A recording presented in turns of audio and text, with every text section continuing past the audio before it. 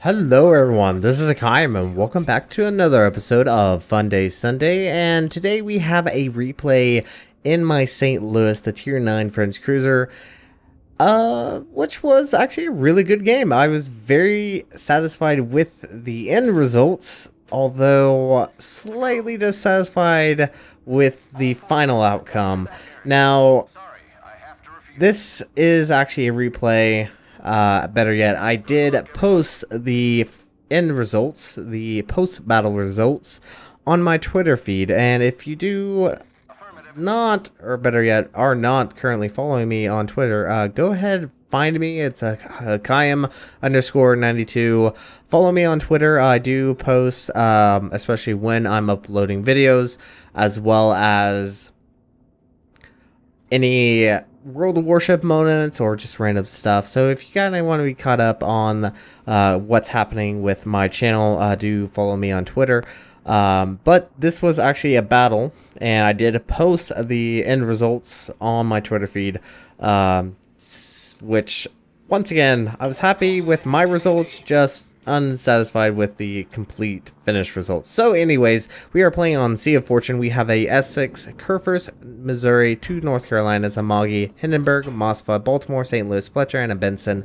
On the enemy team, there is a Taiho, Montana, Missouri, Bismarck, Amagi, Des Moines, Zhao, Neptune, Rune, Chapayev, Fletcher, and a Kiev.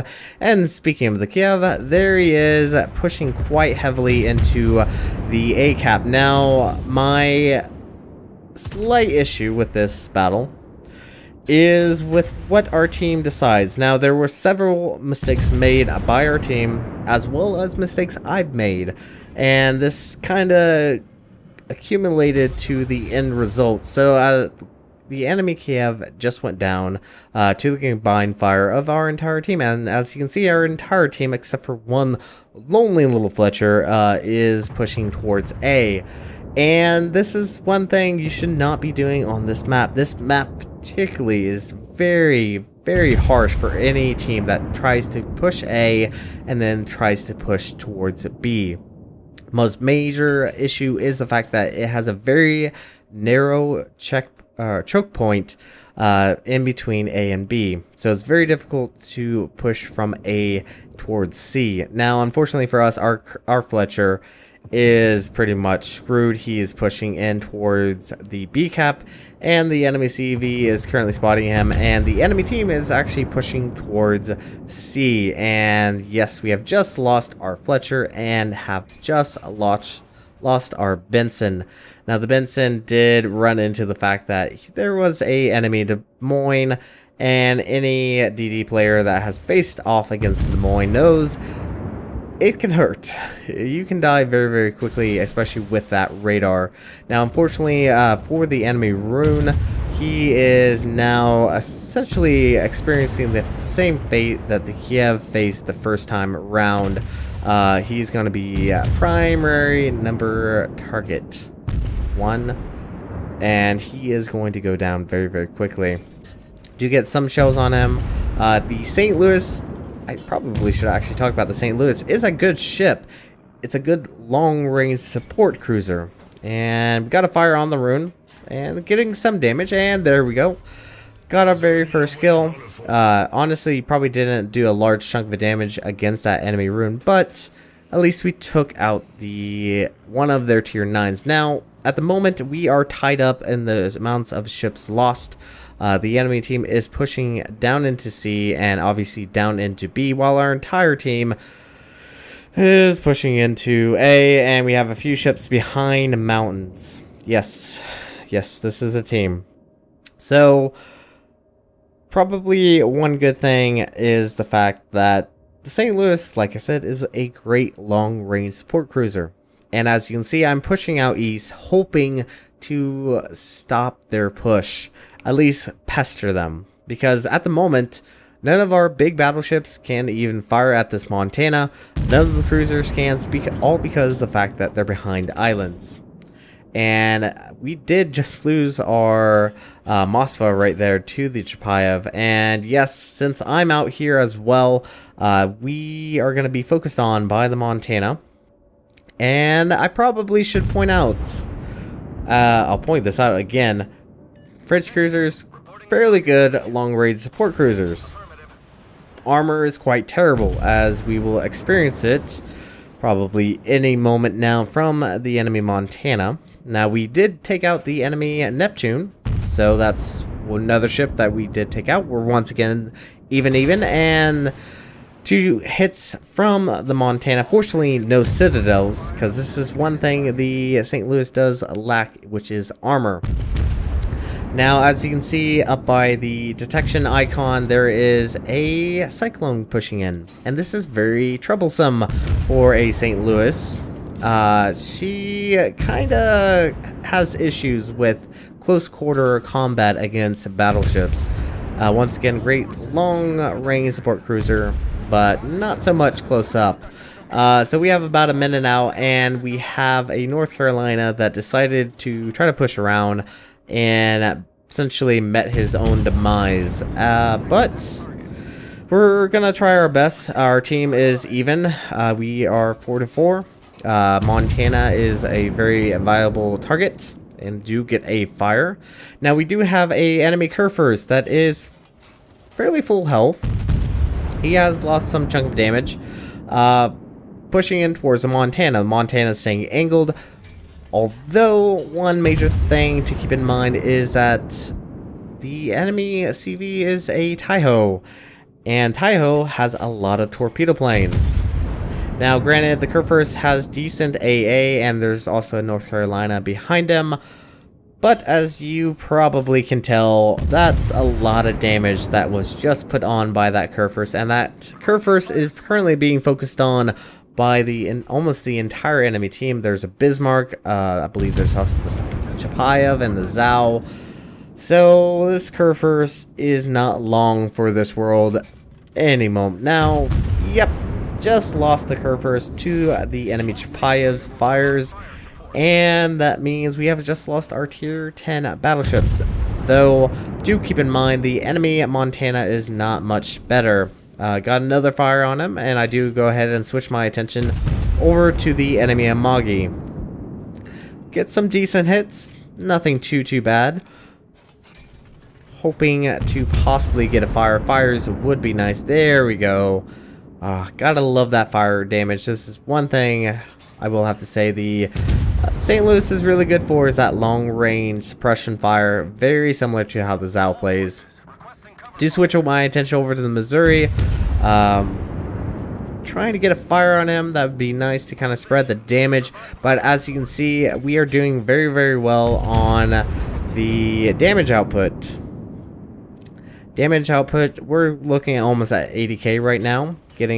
Hoping to get another fire on this Amagi. Unfortunately, that previous shot was kind of bit behind due to the fact that it was hard to tell what the Amagi's speed was.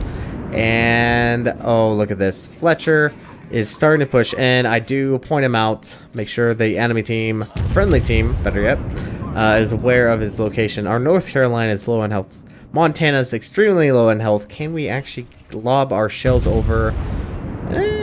Might be able to. And the cyclone is officially starting to set in. Starting to degrade down to 14 kilometers at the moment. And with that, we are technically no longer visible. And this is where things are going to get complicated. Now, the Fletcher does die. Fortunately, we are once again even with the enemy team. And we even take out the enemy in Montana. So for the first time in a little while, we are actually ahead in ships. Now, once again, the position that our friendly team is in is not ideal. It truly is not ideal due to the fact that they really can't push out. Fortunately, there's no destroyers left on both teams, so that's one less thing they have to worry about. But obviously, pushing into B from A is a terrible idea. There's too much of a choke point that you really can't push in that well. But unfortunately, we have just lost our North Carolina.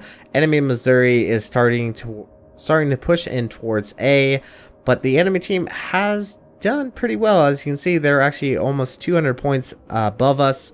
They've done a really good job with the cap points, and this is where things are going to get slightly hectic. Cyclones in full force. Detection is 8 kilometers. Do drop torpedoes. They have a 9-kilometer range. I doubt these are actually going to make it, but I do have to be careful of actually getting focused on by this Missouri. The Missouri is one ship I do not want to deal with, but I'm hoping to get at least maybe some AP penetration at the very least, but he is going to get outside my visual range here in a moment. Do land at least one hit, but nothing too extravagant. And as you can see on the minimap, the enemy Amagi is there as well. So taking on 2 battleships in the St. Louis is not ideal. Now our team is pushing in towards B. They just took out the enemy Bismarck, and they are starting to cap it. But obviously the enemy battleships are starting to cap A, and they are still gaining points while we are actually currently not able to really have a lot of points available to us.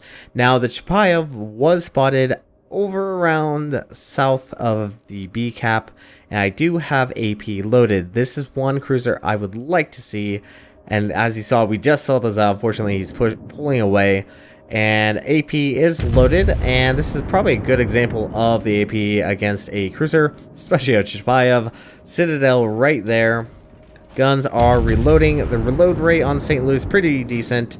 Getting 3 more Citadels. Yes, this Chapayev is gonna go down one way or another.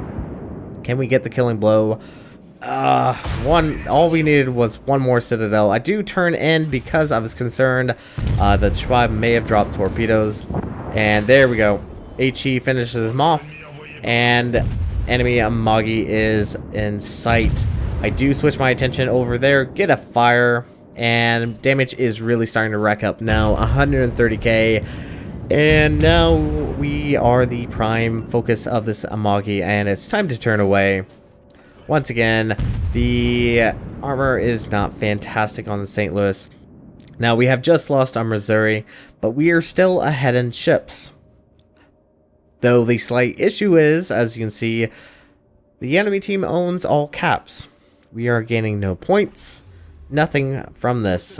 We do have a amazing Hindenburg player right now. He's going off against the Zao, and the Hindenburg, I would bet, would probably win. But we have just lost our Baltimore, and now, as you can see, the difference in points is quite dramatic. We are very, very far below the enemy team, and they are starting to rack up those points, and the time on the battle is starting to count down. Hindenburg takes out the enemy Zao with torpedoes and is now currently dealing with the enemy Amagi. Now our friendly Amagi is not in a particularly amazing position to really assist. He is currently hiding behind an island, and I am going to try to take B. I was hoping the enemy Missouri would be pushing in towards the north, possibly going around, and our friendly CV is trying his best, taking on the enemy Taiho. Missouri is spotted, and we get some fire damage. It looks like the Hindenburg does take out the enemy Amagi, and now we are obviously primary target number 1. Fortunately for us, the only turret that's really available is going to be that rear turret. Now here is where I will say probably is my mistake, one of my mistakes. Any moment now, pulling away. Storm on the Cyclone is still in effect, and now we are invisible. Now the enemy Missouri is starting to pull forward, and at this moment, I'm thinking he's possibly coming after me. This is where I consider one of my mistakes. I really wish, hindsight's 2020, but I really wish I had just turned in and pushed into C. The Cyclone is starting to let up. Vision range is starting to increase. But as you can see, I am trying to be careful because every ship counts, that I'm actually pulling away. Had I gone towards C, this match might have ended a little bit differently. Now our friendly team is starting to cap A. The enemy CV is obviously going after our Hindenburg. Good target, but the Hindenburg has decent AA. And finally we have range on the Missouri, and if we can get a few more fires, we should be able to melt him down. Now our team is starting to bring up the points, and we have about 4 minutes left. I really don't think we're gonna win on points, and I'm actually kind of curious if we, well, no spoilers, but we get 2 fires on the Missouri. It looks like he has healed, and unfortunately for us, we have just lost detection, and the friendly CV is currently going after the enemy Taiho. We'll see if this works. So, obviously the Missouri is not a major threat at the moment. There's quite a few islands separating us, so I'm going to go ahead and push into B, or C, better yet. The friendly Hindenburg is pushing into B at the moment. And I will have to say the Magi on our team is fairly full health.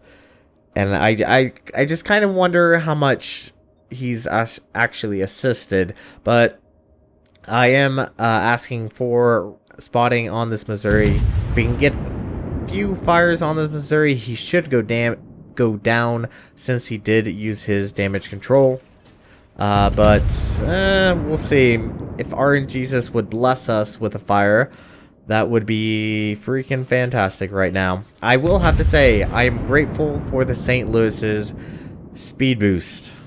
I don't think I would have been able to get around as quickly as I did if it was not for the fact of the speed boost. There we go.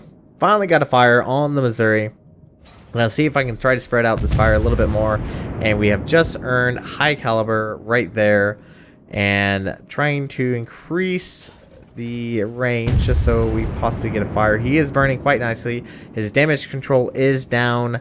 And we are starting to cap C. So we are starting to accumulate the additional points that we so desperately needed. But the enemy Essex, I don't understand why, tries to drop on the Missouri. And yeah, can you guess that this Missouri is going to go down one way or another? Goes down to the Missouri, and that drop was not necessary. Now here is my second mistake, or at least what I consider my second mistake, is had I capped, we were sitting at about 2 minutes and 35 seconds, and I'm going to calculate this afterwards. Had I stayed and capped, would we have won? That's what I'm curious, because obviously did not stay in cap. I really think I should have stayed and run, or stayed in cap, but my thought was we have about 2 minutes left on the timer right now, and all that's left is the enemy Taiho. Oh boy. Yeah. I really wish I had stayed and capped. So right now, all I'm trying to do is get some range on this Taiho. Get as much as I can, and hopefully we can kill him. If we can kill him, we'll win this match. We'll win it right then and there, but have to get close. The enemy Taiho is being smart, if not very aggravating. He is pushing into the corner, and he is going to be a border humping scrub. Yep. Not a bad idea. Don't blame him. But right now, all I'm trying to do is just get in range to where my shells will actually land. As you can see, the velocity on the shells are very, very lofty, and it takes quite a while just to reach target. And there we go. Finally land some shells on the enemy Taiho. And it'd be nice if we can get a fire. Now, our Essex, I actually don't know where his dive bombers and torpedo planes are.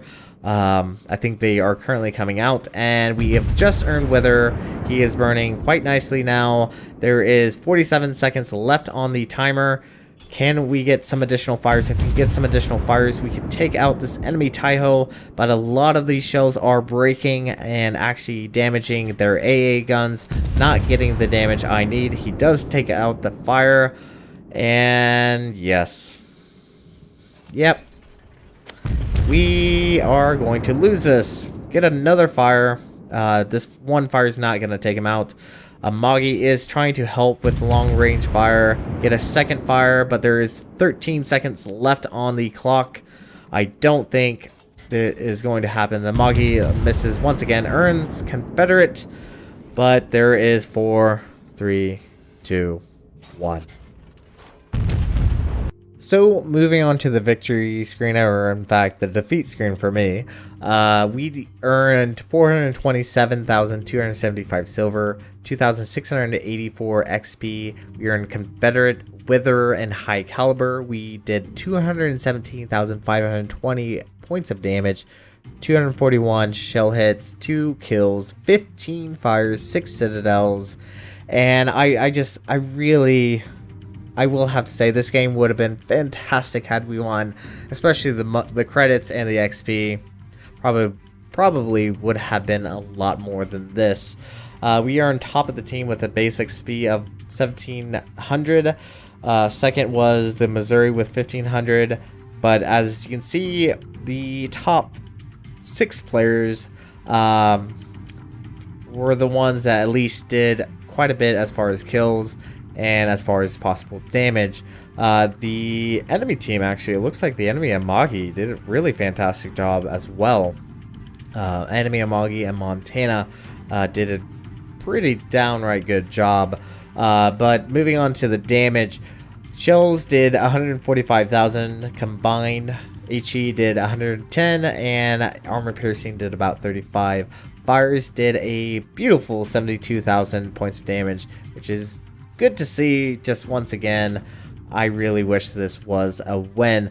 But going back to the fact that it really comes down to seconds, and it really comes down to objectives. I've said this so many times, and I've seen so many missed opportunities and losses due to the fact that the friendly team don't really focus on objectives, and obviously the enemy team does objectives, and they win on objectives alone. Because as you can see there, we came back. Like, we pulled back. There was quite a devastating loss. The enemy team was definitely pushing quite hard, but we did come back.